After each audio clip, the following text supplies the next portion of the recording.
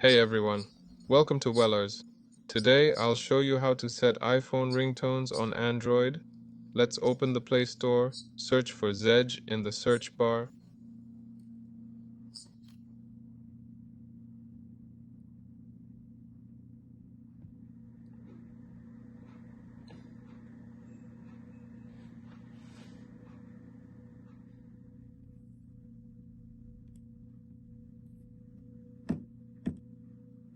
Now install and open the app.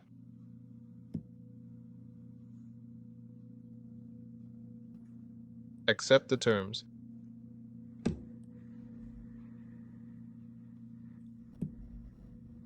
We're looking for ringtones.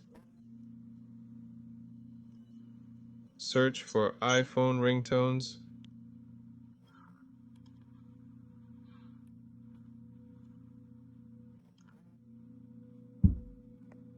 Choose the ringtone you want.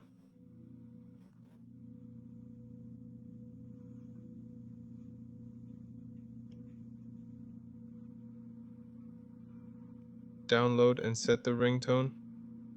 Like and subscribe, folks. This is Wellars signing off.